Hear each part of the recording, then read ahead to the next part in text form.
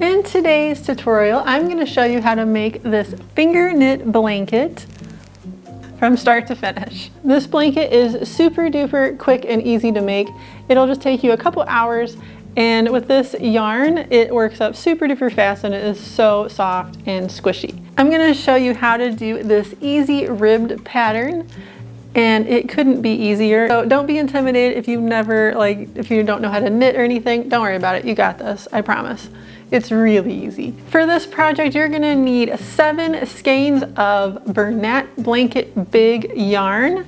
I used this pretty pink color, and you can grab that at Michael's for sure. That's where I grab mine, or you can grab it online too. It's from Bernat, and it is a wonderful, wonderful yarn for this finger knit blanket project. It is my favorite finger knitting yarn by far. So you'll find the whole supply list and everything you need, as well as links to the written tutorial and the PDF pattern in my shop, all down below. So let's get started. So we're going to be using this yarn called Bernat Blanket Big. It is a nice, soft, fluffy yarn. It is jumbo sized, size 7, and it's polyester, totally washable. You're going to need 7 skeins of this yarn. And to start, we're going to grab our yarn tail for one of our skeins and make a slip knot. So you're just going to loop the yarn around your fingers like this. And then you're going to take your other hand and you're going to reach through the loop that's on the back of your fingers, and then grab the yarn, pull up another loop, then take your fingers out of that hole and pull the yarn tail, and it'll tighten that knot up. And just pull it like that, and then you're going to take the working yarn tail and pull that, and that'll shrink your loop down a little bit. And you want it to be about a 2-inch loop. So that's about 2 inches. Now we're going to make a chain, and to do that you just put your fingers through that first loop and grab the yarn and pull through another loop that's the same size. You want it to be about 2 inches. And then just repeat that. So now we've got 3 chains, and there's the 4th one, and you're just going to continue like that until you have 33 chains for a throw blanket size blanket like I'm making. And for my blanket that I'm doing, it ended up being 52 inches by 64 inches. All right, once you finish your chain, we're going to start row 1. So here's our last chain we made. You're going to just go ahead and pull a loop through that first chain, like that, and then you're going to do the same thing in the next 2 chains. So here's the next one. Reach through and just pull up a loop. And then we're going to do one more knit stitch. This is a knit stitch, by the way, when you pull it through from the back. And then for the next 2, we're going to do a purl stitch. So we're going to lay the yarn over the front side, and you're going to reach through that next chain from behind, and then just like push the yarn through like that, and then make your loop going in that direction, and that's a purl. You're going to do the same thing with the next one. So it's knit 3 and then purl 2 is the pattern. So there's our 2 purls. And then we're going to go to the next 3 stitches over and do knit stitches. So just like we did at the beginning, reach through and grab that yarn and pull up a loop. And do that 3 times.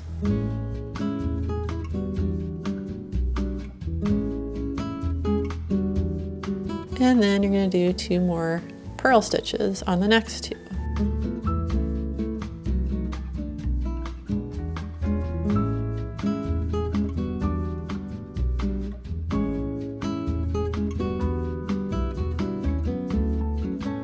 There we go, and you're just going to repeat that going down the row. So go ahead, and the next 3 will be knit stitches again, and you're just going to repeat that all the way down. And just like I was saying, make sure not to make your loops too big. If you end up making your loops too big, it ends up getting like real loose and gappy at the end. Your blanket will end up having a lot of holes, and I like mine not to have too many holes, so I find if you make the loops smaller, it really helps it hold together better and look better in the end, like after it's been washed and stuff. It just really helps. So just continue that until you get to the end of the row. And here I am at the end doing, this is a purl stitch, and then I have my last 3 stitches, which will be knit stitches. So every row will start with 3 knit stitches and end with 3 knit stitches. So it's really easy to remember.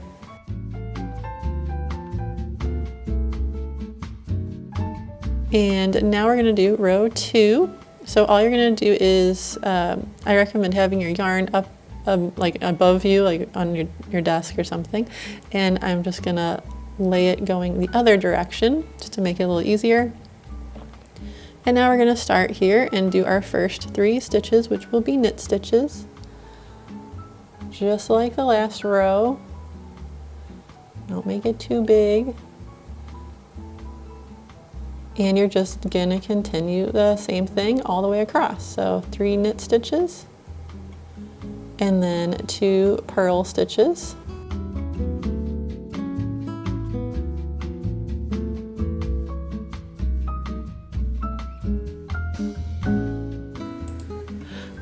And you're just gonna continue that down the row. So knit 3 knit stitches,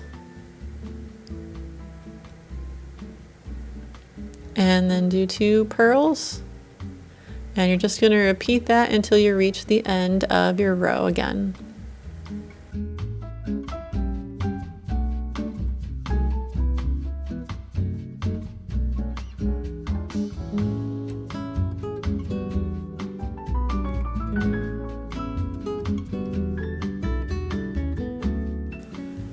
And here I am at the end of my row, and I'm doing my last 3 knit stitches here.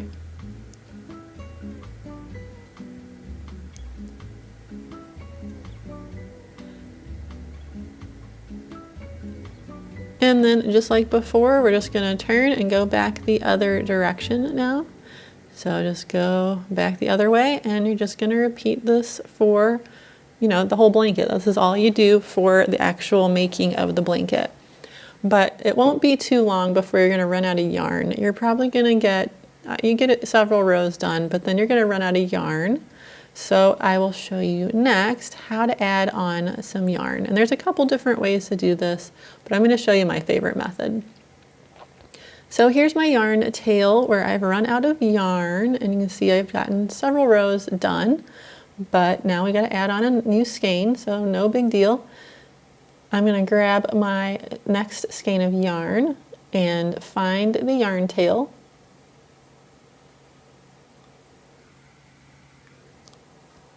Here it is. And I'm going to take this tail and I'm going to tie a knot around my old yarn tail, kind of close to the base, like not too close to the end, and I'm just wrapping it around and tying a knot using just that new yarn tail. So I'm not using the other tail, I'm just tying it around it.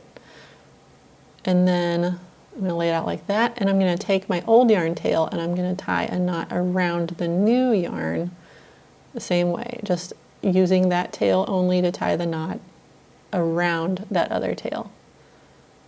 And there you go. So now you got this loop and these 2 knots. So you're just going to take the yarn on either side of the knots and pull it, and that's going to slide those knots together. And you're going to pull it really good and tight until those knots are like really mashed together good. And then grab your scissors and you can cut those tails right up next to the knot and they won't come undone, which is pretty cool. You don't have a bunch of yarn tails to weave in. And then you will have this kind of knot ball here. So what we can do with this yarn is just trim the fluff off. And it's really important to make sure you're only cutting the fluff and not like the center cord that's holding this yarn together. There's like a thin center cord holding the whole thing together.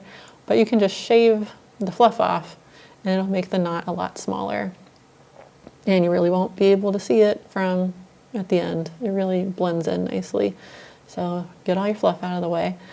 And then there's your knot. So give it a good pull after that and make sure it stays together, because if you did accidentally cut the inner yarn, it might come apart and you can just redo it again. It's not a big deal. But then you just continue on knitting. So here I am doing my next 3 stitches, and then I'm doing a purl stitch, and there's the knot, and it's going right in there for that next stitch, but you won't even be able to see it once the blanket's done. And it's ending up on the back side of the blanket anyway, so you won't see it at all. It's not a big deal. There is another way to attach yarn, which involves a lighter and melting the two yarn tails together. And I'm not doing that for this one. I kind of don't love it as much as I did because it leaves like a crusty, hard plastic bit that I don't really like, that you can trim off, but I have a hard time getting rid of all of it. But I will link down below my other finger knit blanket pattern to show you how to do that method. Anyway, you're just going to continue on knitting your rows until you have run out of yarn pretty much, but you do want to leave enough yarn to do your last row. So I'll show you how much yarn I left over. It was about this much, just like a ball that fits pretty much in your two hands. A little more than I needed, but that is plenty. And now we're going to do our cast off row, or our finish row, or whatever you want to call it. So here's our last stitch that we did. We're going to kind of pull it up a little bit to make it a bit larger than we have been doing. And then you're going to lay it over the next loop over.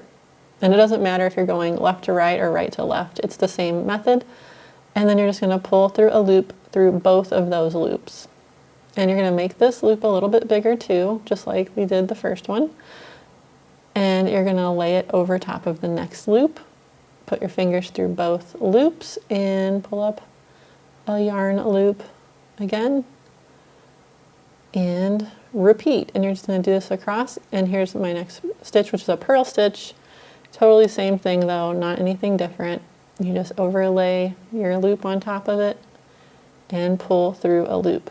And make sure you're making these loops larger or else this end can end up kind of cinched up. You can even make them a little bit larger than I'm doing here. But you get this pretty braided edge with this method, and I think that's really, it looks nice to finish off your blanket. And you're just going to continue that going all the way across until you get to your last loop. Here we are at the end, so I'm just going to go ahead and lay my yarn loop over top of this last one, pull up a loop, and then all we have to do is pull the yarn tail through that last loop and pull it to tighten up the knot, and it'll be all secure.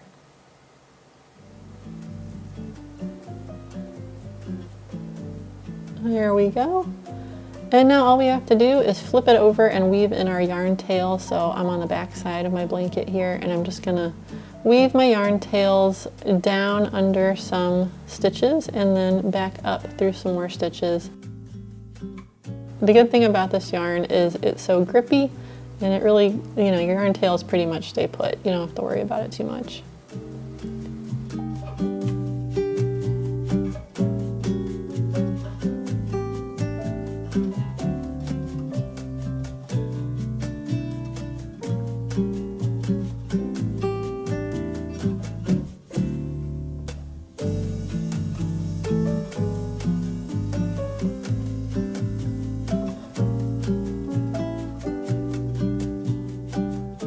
And then you just have to go to the starting corner and do the same thing with that yarn tail.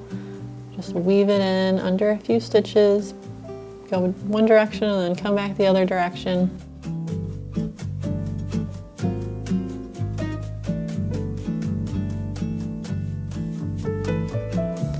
And then just cut off your excess yarn.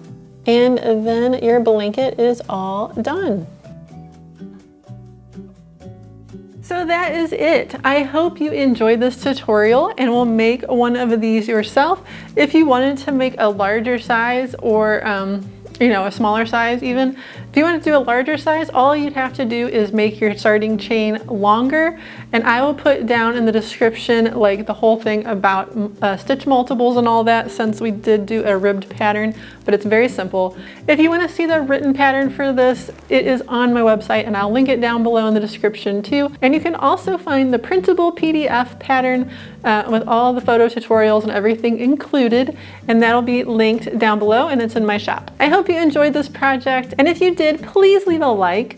Be sure to comment and let me know how it went, and don't forget to subscribe so you don't miss any of my future videos. Thanks so much for watching.